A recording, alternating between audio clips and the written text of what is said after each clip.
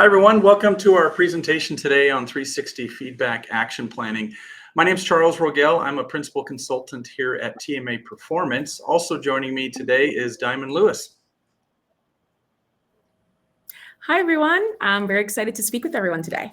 Excellent. And Diamond's joining us from Velocity Advisory Group. We're going to do some short introductions here in a moment. But first, I just want to tee up our presentation. So we're together for an hour. We're going to be doing a joint presentation on leveraging 360 feedback for action planning and what to do kind of post 360 in terms of creating an action plan and being successful in personal development. And this presentation is also eligible for 1 hour of ongoing SHRM education credit. So you'll be receiving some links to that following the webinar, as well as the slides from today's presentation and the recording. And we also have an action planning guide that we'll be sending out as well. But before we get into our presentation, I wanted to give Diamond a chance to introduce herself more fully and also talk about Velocity. All right. Hi, everyone. My name is Diamond Lewis. I'm a senior organizational development advisor at Velocity Advisory Group. That is a mouthful. Just to say that I have the pleasure of doing a lot of culture consulting, leadership development, coaching. I'm a bit of a jack of all trades at Velocity Advisory Group. So what is Velocity?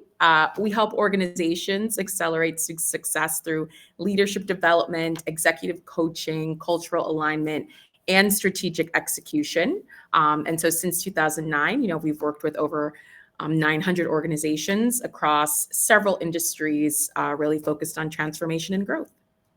Excellent. Thank you. Yeah, and we've been here at TMA Performance partnering with Velocity Advisory Group for the past few years in terms of helping leaders, do more ongoing coaching after they do a 360 assessment with us. TMA Performance, we've been around for about 30 years now. You might or most of you might recognize us as DecisionWise. We recently were acquired by another organization named TMA from the Netherlands. We adopted the name TMA Performance, and our focus is still the same in terms of using employee feedback and measurement tools to help improve leadership and organization performance. We've added another component, which is the TMA assessment, which is a talent assessment to help individuals understand their motivations, their talents, their drives, and how that creates a better job fit in an organization and helps you better manage your talent. So we're essentially augmenting, adding to our services, still really focused on measuring the people experience in organizations. And what I'm hoping to do, partnering with Velocity today and Diamond, is talk more about what you do after the measurement process that we'll kind of get in here or talk about today. So the agenda is kind of split into two parts. We have these first topics that we'll talk about in terms of understanding your report, really how to derive what I want to action on from the results. And then we'll get into developing that action plan and staying on track, which Diamond will talk more about. And so it's interesting, generally, the process, there's a lot of excitement essentially after a 360, a lot of insight that people want to leverage, but it tends to tailor off a bit later on. And so it tends to get forgotten. And this is where Diamond can kind of really add some value in terms of explaining how to keep the momentum going and see real change as a result. Anything else you want to add to the agenda there, Diamond? Did I cover that pretty well? No, yeah, I think you covered that pretty well. I'm excited to dive in. So just a couple of slides here about why we do 360s. Now, generally people look at a 360 and getting feedback for people sometimes is a nervous kind of experience. It causes disruption because generally we see that our perceptions don't match with others. And so there's some cognitive dissonance that we experience as a result. So that disruption, though, generally causes us to pause and think about how we're doing and how we're interacting with others. And in general, what we're measuring is kind of how people are perceiving these different behaviors. What we hope is an outcome is one of these, 6 or more ways you can kind of use the feedback. Number one, really promoting dialogue. And so we're hoping people are more open and talk about some things they want to focus on. Raising accountability, expanding awareness, all these different types of things the 360 helps generate, but really it's a catalyst for development. So once people see this, they have a really good idea about how they're being perceived, and it really helps them hone in on topics that they want to focus on for improvement. One thing I just want to also add in here, the second bullet point, this opportunity for increase self-awareness and change, I think is so important. At Velocity, we have something called the success formula, and it starts with self-awareness. And it's this idea that when we look in the mirror, we might not always see an accurate reflection. We have ideas about ourselves. We also have a tendency, we judge ourselves by our intent, whereas we'll judge other people by the actions that they take without considering their intent. So we can really lack self-awareness. And so, the belief we have with the success formula is that when you have self-awareness and you have an accurate, and you look at the reflection in the mirror and you actually understand, what are my strengths? What are my weaknesses? What are opportunities that I have?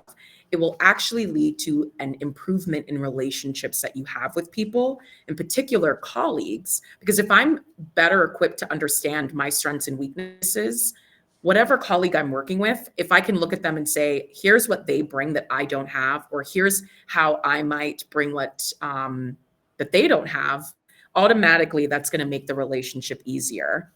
Any research study that you ever look about happiness will always show that healthy relationships are the number one indicator of happiness in people's lives. It is not income, it's not education, it's not health. It is across the board. Healthy relationships with people improve happiness. And generally, when people are happier, they're more productive. So when we think about the success formula ending in productivity, starting in self-awareness, using the results of a 360 to its, maximum capacity can ultimately, down that line through that success formula, make you a more productive person of an organization. So when organizations take the time to invest in employees and do this 360, they're really investing in improving their productivity down the line. That's a really good point, because I think that's a lot what I see with people I've debriefed on a 360 is, hey, you got to work on these relationships with whoever, these peers or your boss or whatever. And that really helps to kind of grease the wheels and create better outcomes. Yeah. And just a short model to kind of explain, how this process typically works. The 360 does create the awareness.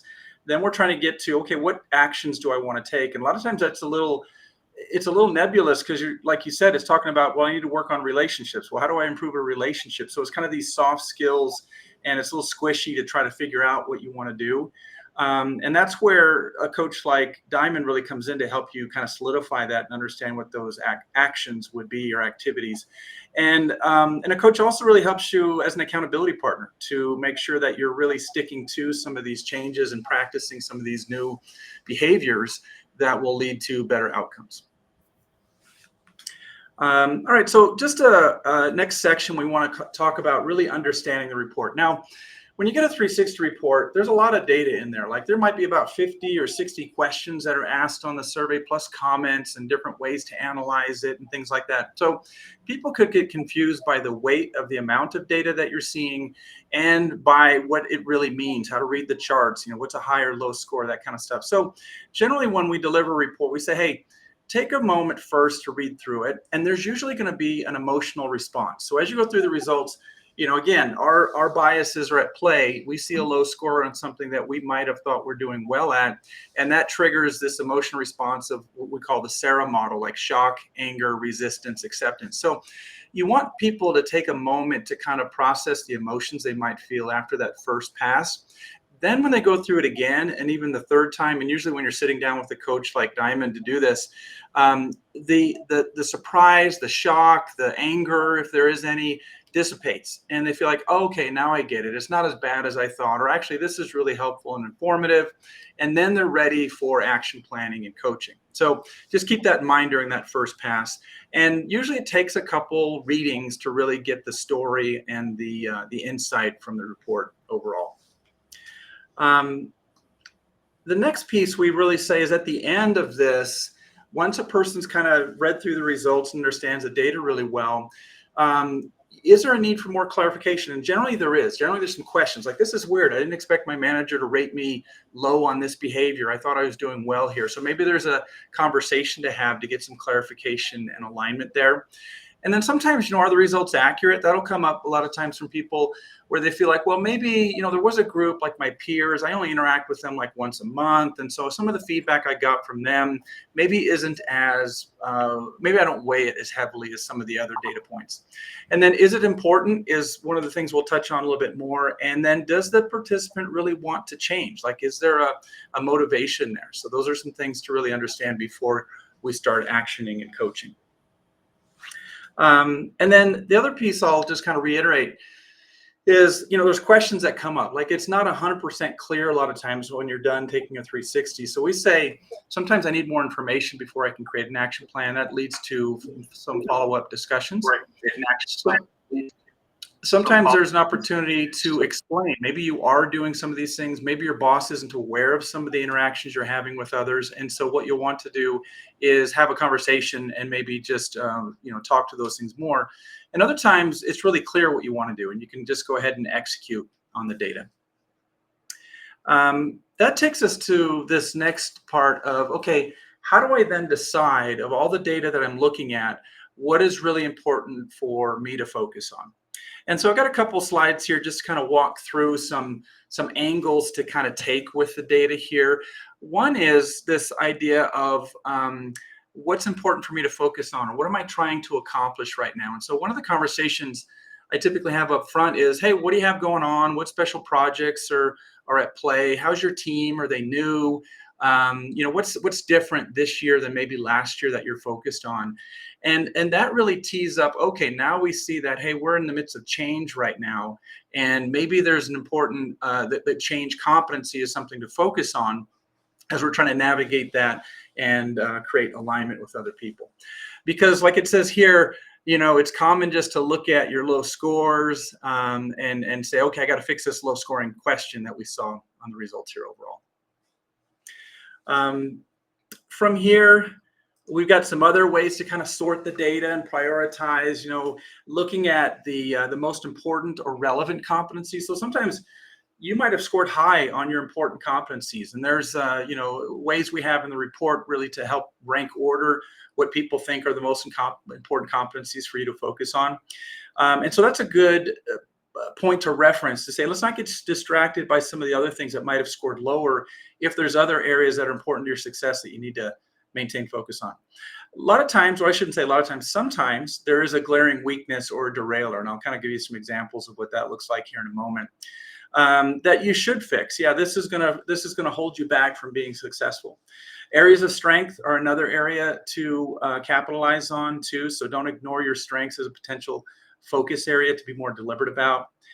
Gaps in perception, we'll talk about that. Maybe there's a difference between how your manager perceives you or other groups, and then just general low scoring competency. So these are ways to kind of different angles to take as you're looking at the data, as opposed to just looking for low scores.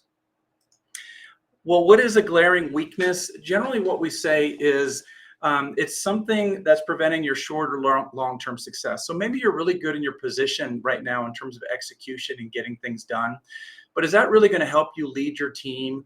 Or do you need to be more strategic in how you're approaching the organization to add more value in your position right now?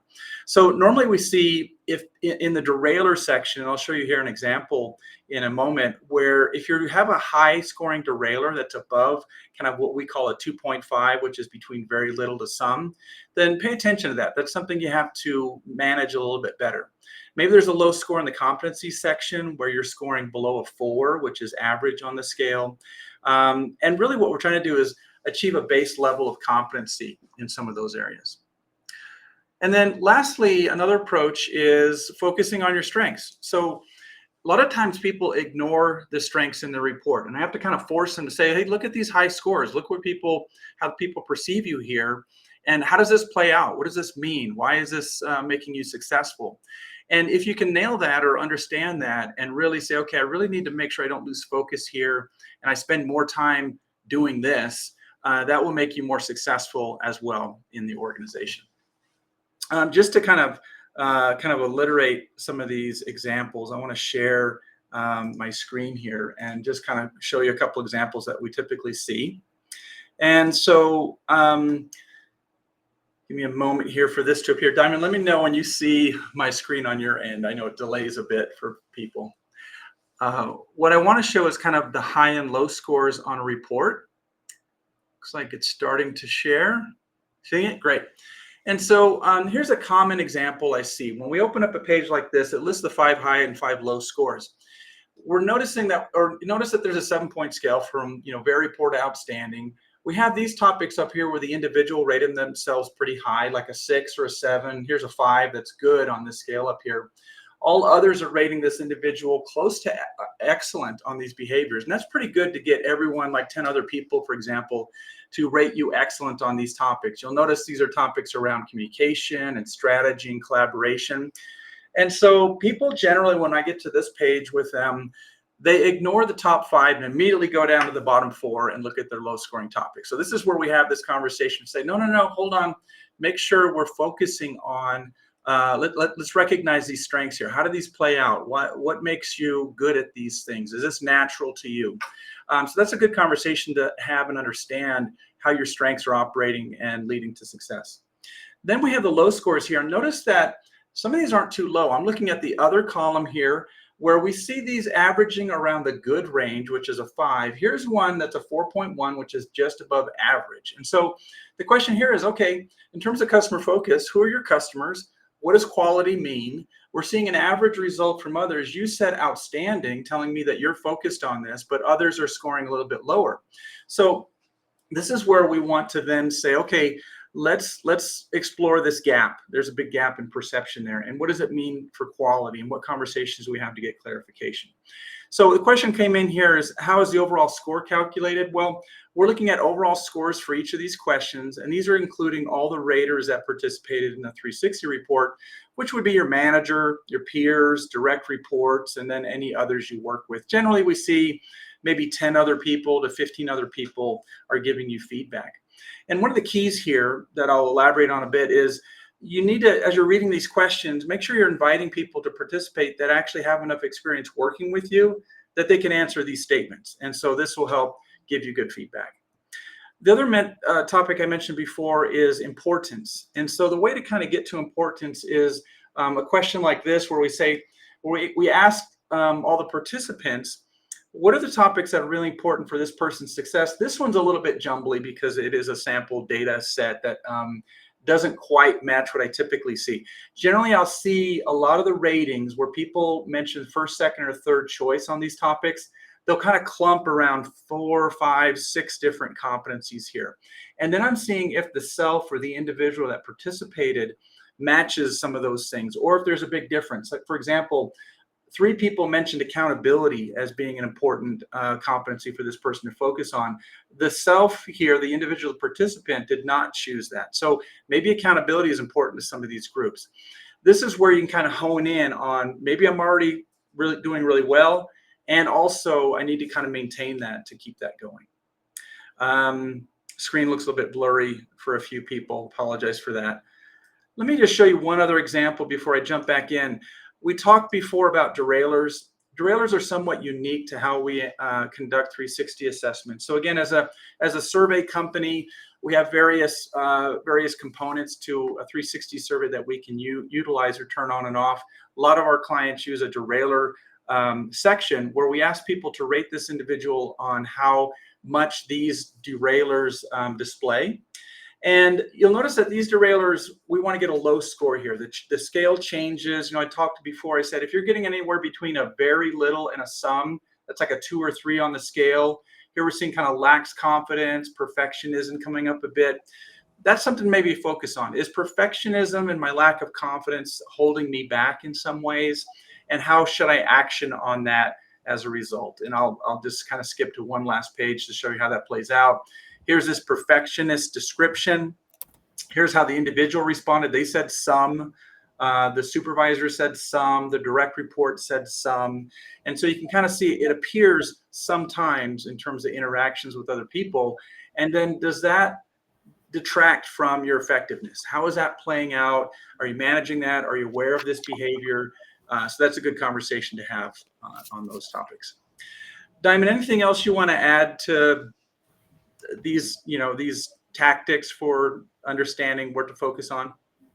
Sure. So one thing that I find, and you hit the nail on the head, absolutely, people immediately, they look at that summary of the different behaviors and they think, what's the lowest? Let me Yeah. go run there. And then they typically will just run to the comments and they'll think, okay, I know who said that, or that happened. Well, they're saying that because that thing happened last week. I get that, whatever. And so people are very quick to immediately sort of, what's the problem and who said what? And there's a reason why they said that, and I'm not going to focus too much on that. And so what I often tell people when we jump in for the first time and we're going through the results together, for me, I always answer, I'm like, there's a lot of quantitative data here. And, we only have so much time together. So let's look at that.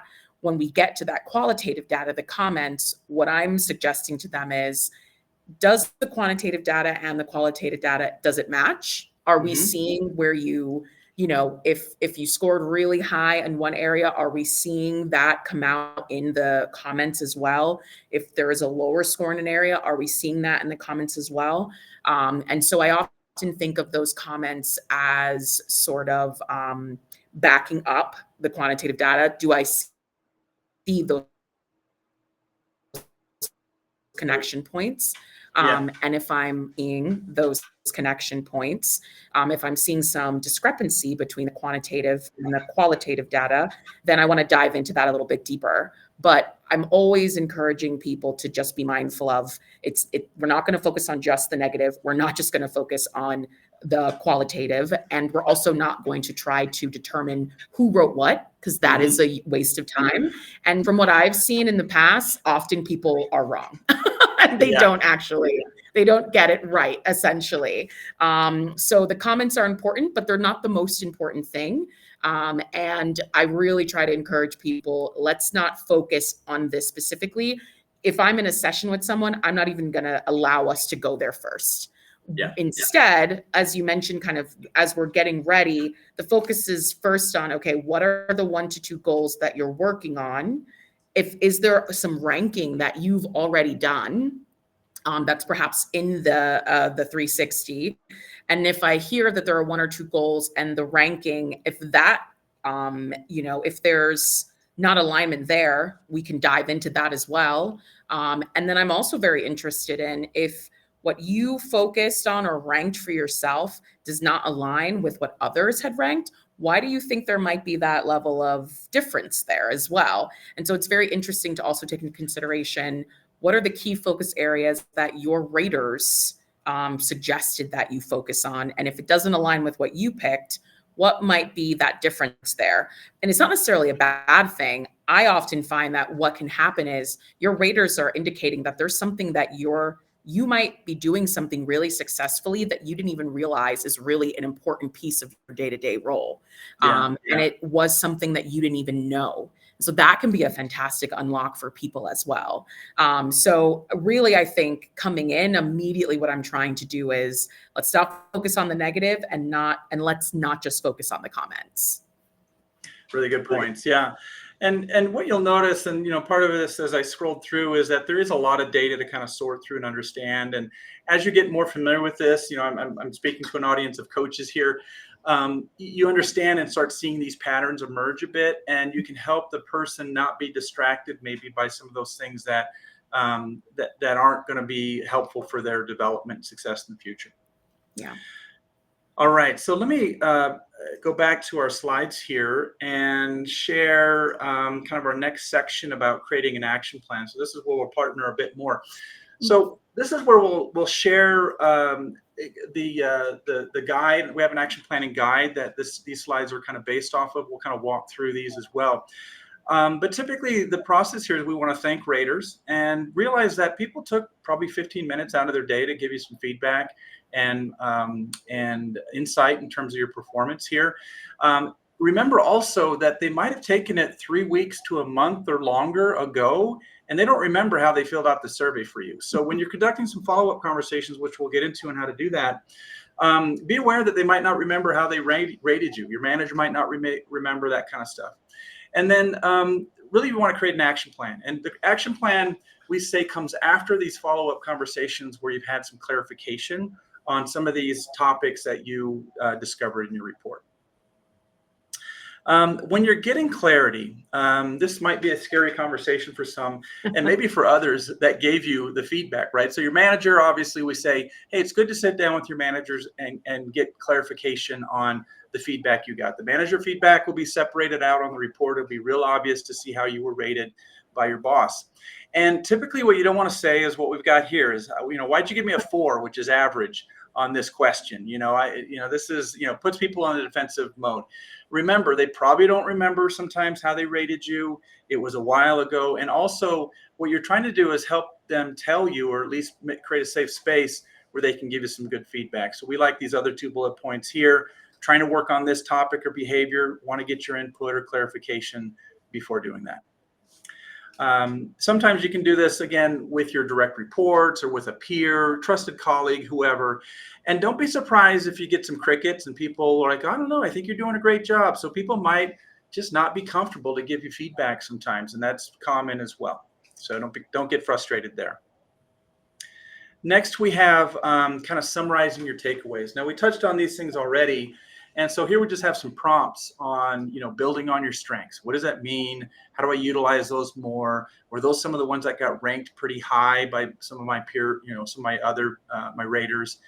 Are there any significant gaps? Like, did I rate myself high and my manager low, like we saw in that one topic between, quality, for example, in that sample survey? And then do I need to close that gap? Like sometimes your peers, they may have rated you low on developing your direct reports, but the problem is they probably never see you interact with them and have conversations about development. So I wouldn't necessarily worry about that one, but I would worry about other things in terms of collaboration with your peers that are more important. And then the last one here is kind of defining opportunities. Are there 1 or 2 things I could improve, be successful? Are there changes I could make?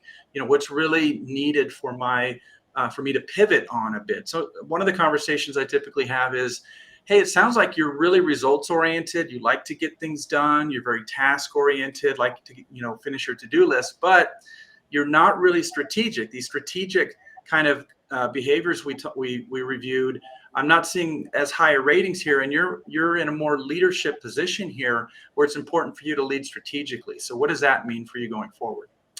Let me back up here. Sarah asked a question about having one-on-one conversations or meetings. Is there a way to determine, who's a priority, managers versus peers, that sort of thing? I'll chime in, but Diamond, I'd like to get your input as well. Normally I say your manager is always the first one, or always the person you should have a conversation with. And then you can be somewhat selective in terms of other groups. And so sometimes I think people will say, oh, I know my peers pretty well. There's one that I work with pretty frequently. I'm comfortable talking with them. I'm going to reach out to them and get some clarification. Or with the direct reports, same deal. Maybe you talk to all of them as a group or during your one-on-ones and say, hey, I'm trying to get better or more feedback on how I can, provide more development opportunities or delegate more. What does that mean? And so you can be somewhat selective with the other groups, but I always recommend the manager be involved. I definitely recommend the same thing. I also think it's really important to have a conversation with your manager once you've, done a little more work around what are the 1 or 2 maybe action items that I'm definitely going to work on based on what I've taken away from this. I think it's so important to sit down with your manager, direct supervisor, really get their perspective because whatever you're going to invest your time into changing, you're going to need support. And so I think your supervisor is especially in that position to offer that support and then also give you perspective in terms of, is this actually where we want to, is this the key area to be putting our energy? I know on the next slide, we have a bit about, I think we have our summarized key takeaways and then we move into development categories. But I think it's really important once you pick those 1 to 2 things you're going to work on, that they are really connected to what you need to do in your role and also what is needed for the organization at this time. So I think your supervisor can really help you put that into context. I would say after that, I personally think one-on-one conversations are better than maybe like a group. So I wouldn't recommend getting all your direct reports together and having conversations with them like in a large group that way. I think after the supervisor, the group that you really owe your time and energy to it are your direct reports. So if you were trying to determine where do I have, what's next, or where can I put more of my energy, I do think your direct reports, you have I think for any of your direct reports, you have a commitment that you make to manage them and lead them. And so really understanding their feedback, if you do need more clarity, is a great opportunity, as well as sitting down with them and letting them know, hey, I'm taking this really seriously and I am interested in getting clarity and making sure that I really understand the information that you took the time to share with me. Yeah, I like all those points. And it reminds me, years ago, Marshall Goldsmith did a study on kind of follow-up conversations after a 360 degree process. And what he found was that those people that had conversations with others, they did a follow-up survey with those folks to kind of say, hey, what's your perception of this person now? Those that had follow-up conversations, perceptions automatically improved. Even if they didn't do anything yet, but simply having the conversation and stating their intent that they wanted to work on some things, people's perceptions about them improved as a result. And so that's kind of a trick essentially to improve these perceptions automatically, is through this gaining clarity and conversation piece. Okay, so the next piece we have is kind of development categories. And what we're talking about here is really what do I need to focus on?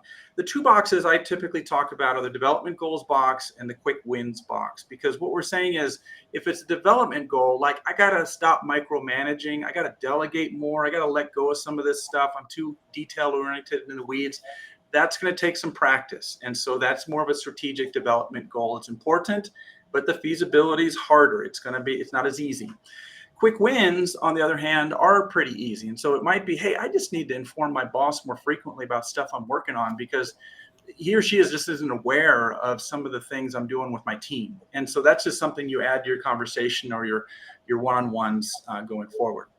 What does that look like? Well, here's some samples. So I talked about micromanagement already, long-term developmental focus. This is where you want to put a plan together and really monitor your progress. And the other one is, closing your door during phone calls. Well, I guess it might be keeping your dog out of your office during phone calls, as we work from home. So those are some easy things to kind of adjust. From here, we talk a lot about SMART goals. Now, there's various approaches to action planning. SMART goals being, one of the longest, most popular ones that are out there. Still work, still very effective in terms of how you do this. And the way we look at this is to say, a lot of times people walk away and say, I think I'm going to work on whatever, micromanagement, and they don't spell it out. In this case, we have about giving feedback to your team. You really have to kind of create a plan where you're doing this regularly. So on a weekly basis, how am I going to kind of incorporate this into what I do? And so you'll see the better action plan examples there, where it really kind of spells it out. And there's measurable and actionable things that you're doing on a regular basis that really show you how you're going to give more feedback to your people. And then, the one question here, are we going to be sharing the deck? Yeah, you'll get a copy of the deck, the recording, and also the action planner, which includes some of the slides that I'm sharing with you now with these tips and tricks. The next piece of the action plan is this next slide here, where we're trying to formulate this. So there's various, you can create various templates or guides, or maybe you have some already internally in your organization that you're using as part of your performance measurement program. Generally, we have these questions here. What do I want to achieve? Why is an important question. Is this important to me? What are the results or the outcomes going to look like? And what is my goal? When will I do it? How will I track progress? All these things are really good questions to ask to help you understand, is this plan pretty solid? And will it be successful? The next piece too, I always say, is you can adjust. Like, these aren't set in stone. Things change throughout the year. So you don't have to kind of be beholden to this goal that you created 6 months ago if you find that things are changing and maybe your positions change and that sort of thing. So be flexible as well as you work on these things. Let's see, Diamond, anything else you want to add about kind of this structure process? No, other than I think I think especially with the previous slide you shared with the 2x2 of, hey, we want to focus on quick wins and we want to focus on developmental goals. I think that can be very helpful in terms of just narrowing down what it is we're going to focus on. A lot can come out of the 360, and being able to really think about, all right, let's just focus on these two buckets. Because there are also going to be things that can come out where people might say something, and the person completing the assessment may make the decision, for right now, that's not my priority, or for right now, that's not where I can, or it would be a good use of time to put my energy. And so I think really honing in on these two areas and making a real plan, because it is so easy to say, okay, I'll give more feedback and then step away. If you've got your step-by-step plan and you've reinforced that by sitting down with your manager or supervisor and saying, here's what I really want to work on. Does this align with your expectations of me, your vision of what can be useful for my role? I think then you are in a way already having to hold yourself accountable. So I do think it's really important to narrow down what it is you're going to work on. It's a really good point. And to that point, I'd also add, keep it simple, like focus on one or two things. Yeah. You shouldn't have 5 different things that you're focused on, because you won't be as successful. And even if you work on only one thing, that has a spillover effect, and people will notice, will have higher perceptions on several things if they see improvement in that one area. For sure. All right, so let's change gears. I'm going to kind of turn the slides over to Diamond here and talk more about velocity in your process and kind of taking the ball and running with it from here. Absolutely. So, I mentioned before, especially when organizations take the time to invest in their employees and give them the opportunity to take part in a 360, ultimately down the line, you're hoping to hit that productivity, that it's, the self-awareness all the way down to productivity. You're seeing an improvement in that, employee. However, I think if a 360 is done and a report is handed to an individual and it's like, okay, hey, be better, go sail away and take this and make major improvements on your own, that can be a difficult undertaking. Feedback can be very overwhelming. You talked about the Sarah model. There, the initial moment of even looking at a 360 report and potentially seeing scores there, comments there that you were not expecting, that is shocking for you, or you're contemplating, you might even think, I can't believe my colleagues would write this about me. That can be very hard for someone to then kind of say, okay, I'm going to take action and improve on that. So having coaching and mentoring sessions can really help someone take a step back, not get stuck in, well, how dare you, and not feel defensive, but have someone work with them to put it into context of, I always like to tell people feedback is a gift, and feedback is data. So you should always be appreciative of gifts, and then you're going to determine how best you're going to use the data. And so having that support system, someone who's there who can remind you of those two things and then help you pick the right data to focus on and appreciate the gift you've been given, that's really how you take the next step into action. So again, having that person there who can help someone digest the report is such a helpful aspect. And I do think it's really important that organizations take that into consideration when people complete 360s. So with that, I always put that into perspective. Myself, I am a coach. I'm someone who can sit down with someone and do a 360 debrief. I always say that the important thing about coaches is we recognize that you are the expert of you. There's no one who knows you better. I'm not coming in looking at your report and telling you, okay, so here are the 5 things that you need to do to fix this. That's definitely not the approach a coach is going to come in and take. Instead, it's really just a lot of questions and pattern recognition, helping someone maybe see things that isn't apparent to them right away. And then also just being future focused. Okay, so even with the question you recommended at the top, what are the 1 or 2, things that you're focused on for the next 6 to 12 months, I open pretty much any 360 coaching session with that question. And I always say, personal or professional, what does the future look like for you? Why is this important? Because that really can set the context of the conversation that we're going to have down the line. So when I ask questions to draw these insights, I really am trying to not only help myself see some patterns, but also help the coachee or the 360 participant also make those connections in the work that they are doing. And so the goal is future success, because we're going to use the information that we have here. It's a snapshot in time, and we're going to look maybe 6 to 12 months out and say, okay, here's where we're going to put our energy to make something better. So a coach understands the client is the expert on the client. They probably have it within themselves to figure these things out. We're helping, the coach is helping to draw some connection. But ultimately, the person who's making the decision about here's where I'm going to put my time and energy is the client, is the person who has taken part in this 360.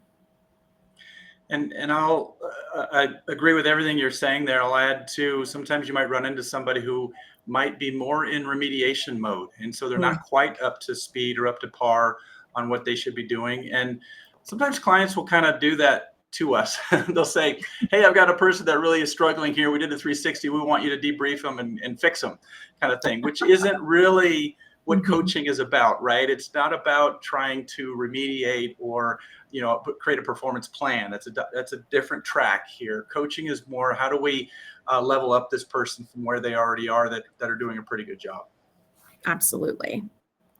So we always encourage that a 360 report, that the feedback is paired with a highly qualified coach. Some great notes on here, you know, helps with self-awareness and a positive mindset, really helping to provide clarity on what success looks like, what steps to get there, you know, bringing in thought leadership to support decision-making, helping with identification of blind spots, self-accountability, personal growth, improved performance. There's that word, productivity and confidence. I think what can also be very helpful, if a person has an ongoing relationship already established with the coach and a 360 is brought in as part of that coaching relationship, I have seen that produce tremendous unlock, because the coach has already been there from the beginning. And then if they have that 360 in there, the coach can bring in everything they've seen. But regardless if it's a coaching relationship just for the 360 or because they have a longer relationship, the feedback and the opportunity, you know, it's really great when you can pair people together like that. I had a recent session with someone, and, you know, she was talking about the perception of the organization she led and being in meetings with her peers, and, you know, how frustrated she felt in terms of, you know, this attitude that people had about her organization. And so I've led several workshops where I've helped people, you know, come up with leadership brand statements. And so very aware of that kind of work. And so I said, hey, you know, what would you say is the brand of your organization? And she said, well, I've never thought of that before. And I was like, well, you are talking about people's perceptions. So if you had to sum it up for yourself right now, like, what would that brand be? And so she said, well, I guess the brand would be that we just do whatever we want, and, you know, everyone just has to deal with it. And I said, well, have you ever considered rebranding your department and sitting down and determining what it is now and rebranding it? And she went, I've never thought of that before. And so that was a great conversation to have and unlock. And then I went, okay, well, what about your brand? What's your brand? What do you think people would say about you? Have you taken the time to really think about what your brand is as the leader of this organization? And she said, well, I'd never thought about it. And from my experience, what I shared with her was every person in an organization has a brand, regardless of whether or not you've taken the time to craft it. If you don't craft your brand and you're not the person who's in charge of it, everyone else is going to determine what your brand is, the same way they've determined what the brand is of the organization or the department that you lead. And so she walked away with an action that she's going to take, rebranding her department, coming up with her professional brand that probably, wasn't really deep within her report, but through our conversations and making connections of what she has seen in comments and scores about her development of her direct reports, she walked away with, okay, here's an action I'm going to take. And I don't think she would have gotten there if she didn't have a coach that she was working with to help her understand, what's the bigger unlock that we can do with this information. That's a really good example, because a lot of times people get hung up on fixing a question from the 360 report, as opposed to what does this mean more broadly or strategically, like you just explained there. Right.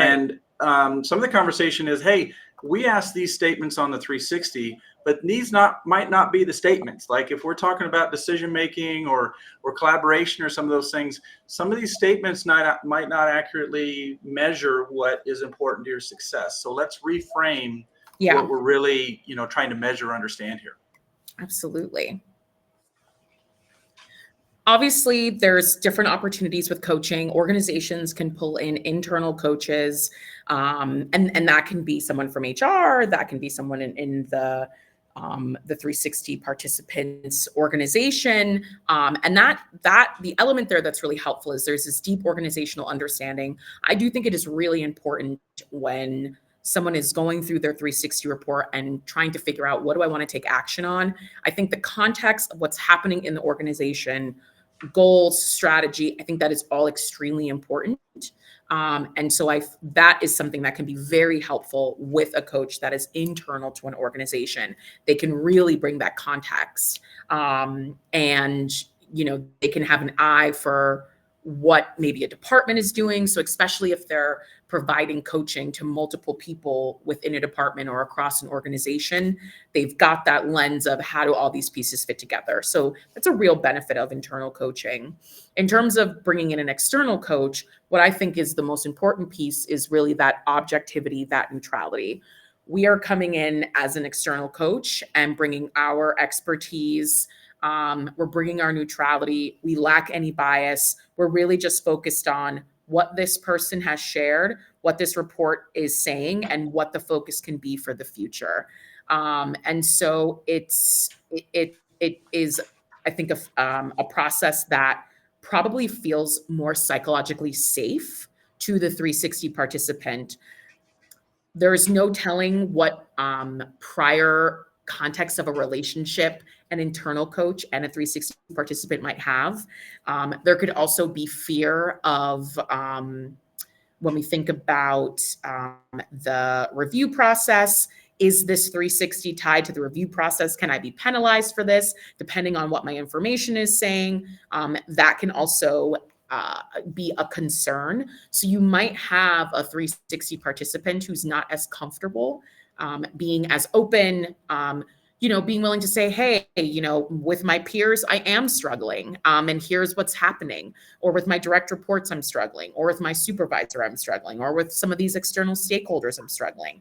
If it's an internal coach, being as candid and sharing those problems just might not be comfortable for the 360 participant, as opposed to an external coach, such as, myself, who would say, I'm not sharing anything outside of the boundary of this meeting that we're having. And so I'm here to help you. I'm here to present a neutral perspective. I'm not taking any sides, and I'm not sharing any information outside of this conversation. That's a really good point. And I think that ability to kind of maintain confidentiality, that anonymity, where people can just have open, honest conversations is amplified with an external coach. And normally we see that most of our clients, if there's an executive leadership team, for example, all the executives would work with an external coach on their results and maybe some long-term coaching. And then you might be selective, or you might do more internal coaching with other leaders and select others for external coaching as well. Absolutely.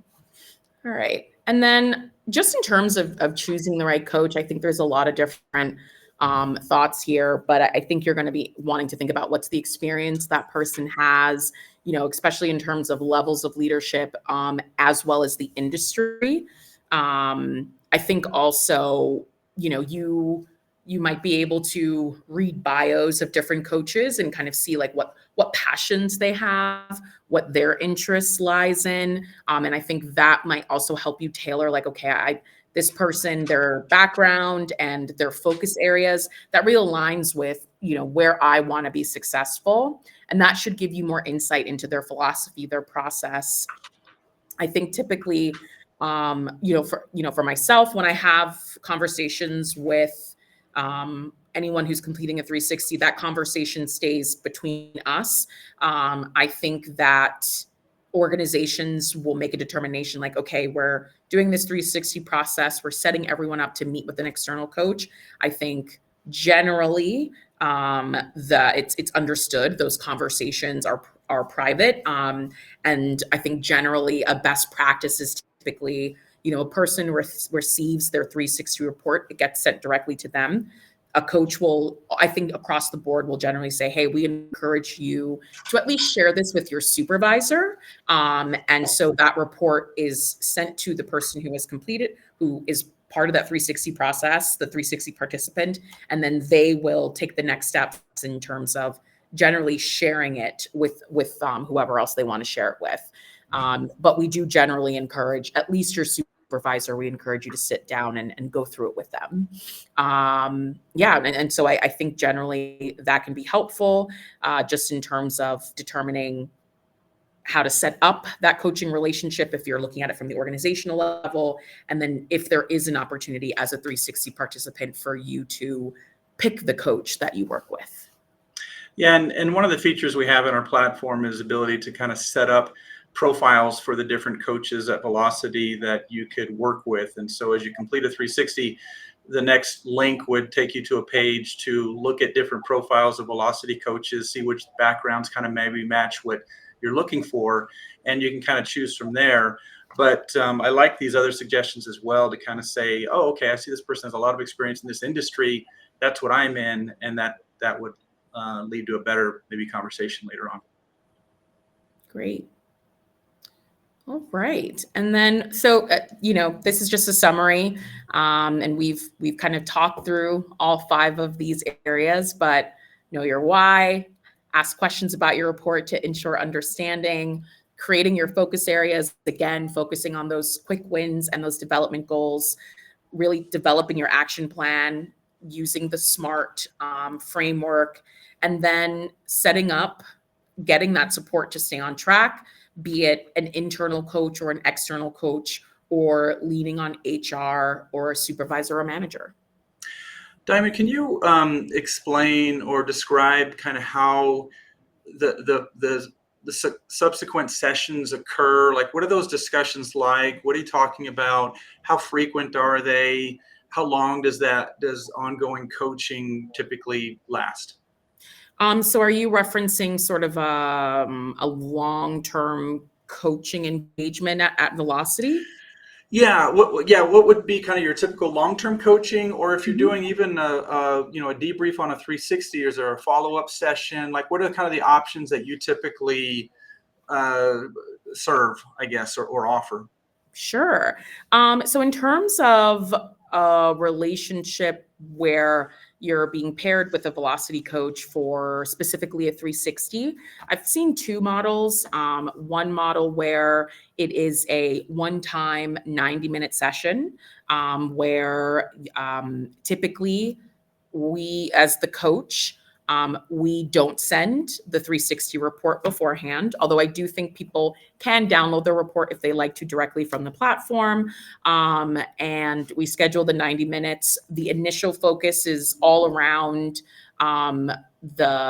everything that you went through. So asking, hey, what are the 1 to 2 areas? Let's go through your radar plot. Let's go through what your focus areas are versus what your peers said. Let's look at some key areas on the report. And then typically we'll go through comments and we'll start the process of determining what are the 1 to 2 action areas where you do want to start doing some work. So that would be a one-time 90-minute session.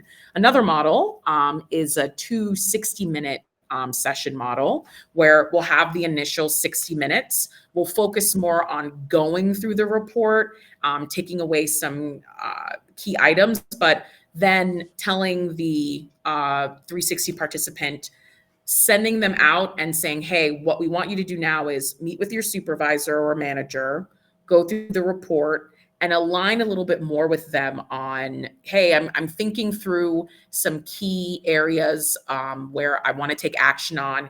Can you help me think through that? And then the second 60-minute session, when they come back, typically like 2 weeks later, 2 to 3 weeks, to give them enough time to thank their raters, have at least the conversation with the manager or supervisor. They'll come back for the second session and we'll sit down and we'll really target the action planning. So that conversation will be really focused on, let's build out step by step that action plan guide and make sure we feel really confident about it. So those are two models I've seen in terms of having coaching that's really tied around the 360 experience. A long-term coaching engagement with Velocity, typically it would be 6 months. You would have multiple touch points a month, unlimited emailing. The 360 would be part of the 6-month coaching engagement. And so there would be an initial sort of building up of the relationship with the coach. There would be the 360 would take place during that, during the 6 months. There would also be probably a DISC deployment, the Velocity proprietary version of BIRDS, which is a behavioral and communication assessment. And there would also be, I think, overall for the coaching engagement, a setting up at the beginning of, okay, what are the personal and professional goals that you have? And the coach really being a sounding board, really being someone who's providing connections and support across those 6 months, and really looking for, what are the changes that are happening? What are some of the tangible proof that the action items, the things that people want to put in place are actually happening? Excellent. Yeah. No, that's great. Great, really good examples. So I just want to kind of close by saying, as you go through this process, the accountability piece really comes in, and that's where like a longer term coaching engagement with an external coach pays off, because it keeps people on track in terms of working on these behaviors. And you can do this internally as well. But in essence, you're trying to say, hey, if we did a 360 again a year from now, would we see improvement? And that's another best practice we recommend, is to do them yearly so they can check in and see how they're making progress on some of these topics. A couple other questions came in just about resources. We do have resources as well, or a resource document that provides some suggestions on different competencies. So if you're trying to focus on strategy, we have some bullet points and suggestions and articles you can kind of use there. And so Devin, I'll recommend that we add that to kind of the freebies at the end here that we'll send to participants. But no, this has been great. Thank you so much, Diamond, for explaining the process and elaborating on the coaching piece. Anything else you want to add before we conclude? I guess I just want to add, I can recall a time when a 360 process was pen and paper or pencil and paper. Yeah. And I think sometimes I think about a 360, I still have that in my mind. And so it's just such an exciting thing to see, and I think that was often an excuse to say that's too much work. It's just, that like, it's going to take so much time and we've got to bring this person in who's going to do all of it. And I just think, TMA Performance, the platform, it's just so exciting to see, what technology can offer us for 360s. Excellent. Yeah. Thank you, Diamond. And so, thanks everyone for attending, and we look forward to having you join us on a future webinar. Again, there'll be a SHRM 1-hour ongoing education credit code that you'll receive, as well as some resources from this session, as well as the slides and the recording. So again, thanks everyone for joining. Appreciate your support. Bye, everyone. Thank you.